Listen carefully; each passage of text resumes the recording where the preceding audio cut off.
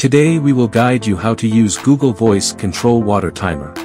First, download and open the Tuya app, click the plus button in the upper right corner, or Add Device button, then select the Socket, Wi-Fi button to add a socket hub. Enter the correct Wi-Fi password. If your Wi-Fi is 5 GHz, please set it to be 2.4 GHz. Plug in the socket, long press the button until the light blinks quickly, follow the instructions and click Next to searching.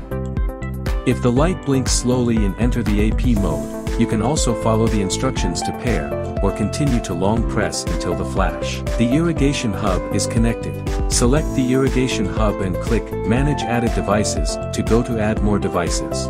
Find and click on the Water Valve Controller button to proceed to the next step. Water timer installed battery, while long press the button of the two-way valve for 5 seconds until the flash into the distribution mode. Or long press the left button for 5 seconds until the flash into the distribution mode. Follow the guide and click the button to enter the device search. The device is successfully connected. Return to the home page, and you will see all connected devices.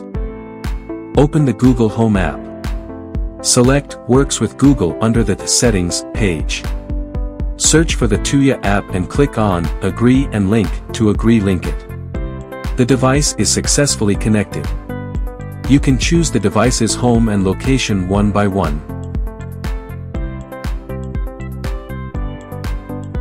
To facilitate voice control, you can change the name to the one you want. Now let's get the device working with Google Home. Hey Google, open the left water timer. Okay. Hey Google, open the right water timer. Okay.